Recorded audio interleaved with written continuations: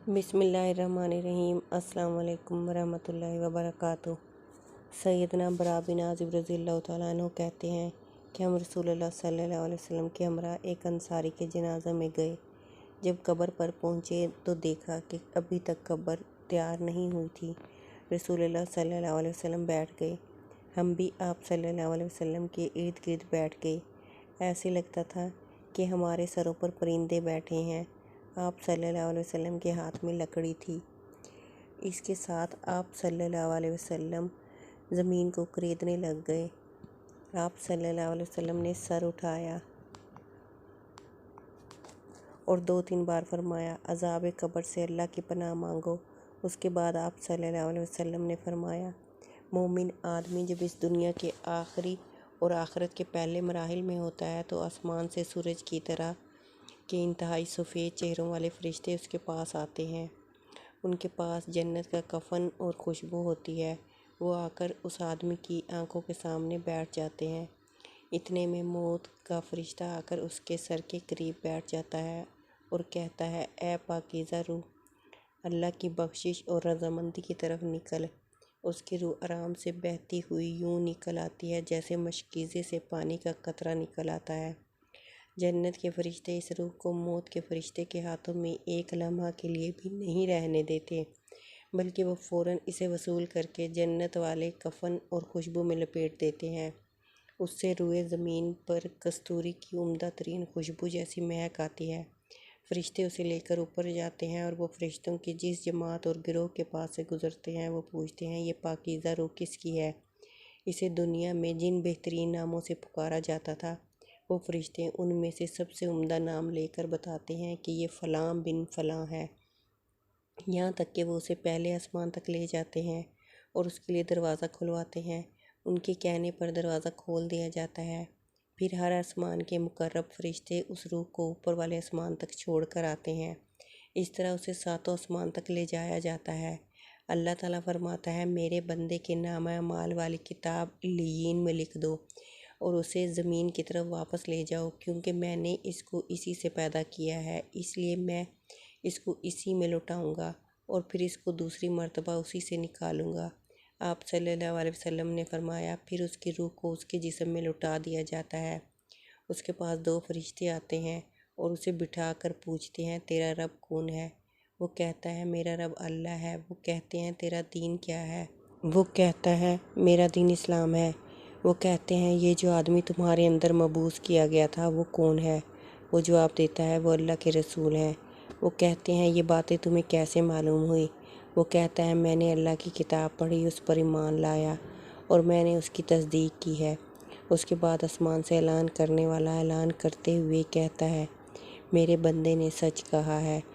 उसके लिए जन्नत का बिस्तर बिछा दो, उसे जन्नत का लिबास पहना दो और उसके लिए जन्नत की तरफ से एक दरवाज़ा खोल दो।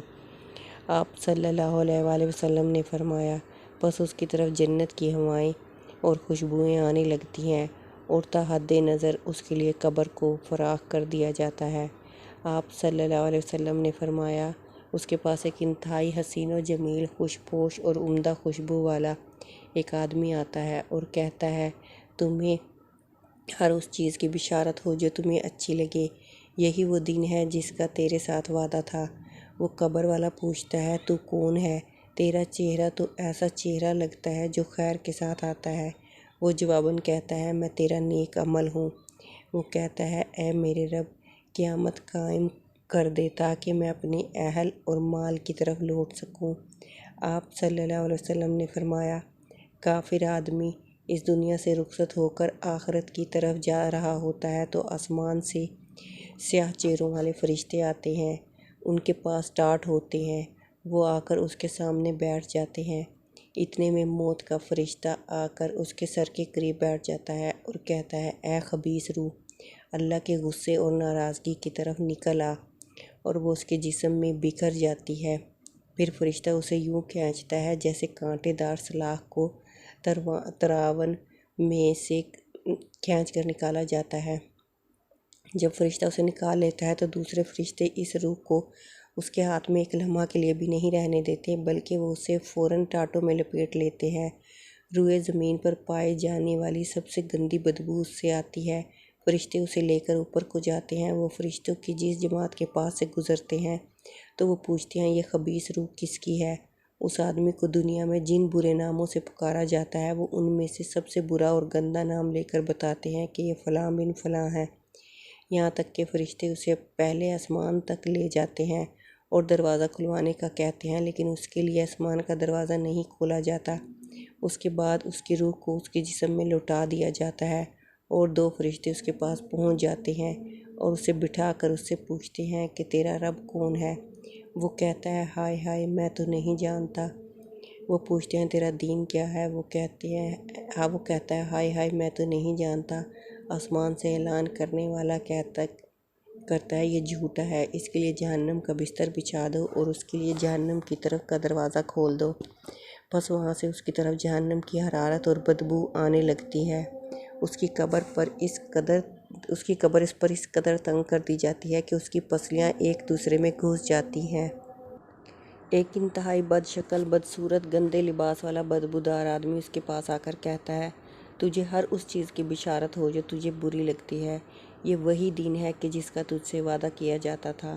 وہ پوچھتا ہے، تو کون ہے؟ تیرا چہرہ تو ایسا چہرہ ہے جو شر کے ساتھ آتا ہے۔ وہ کہتا ہے، میں تیرا برا عمل ہوں۔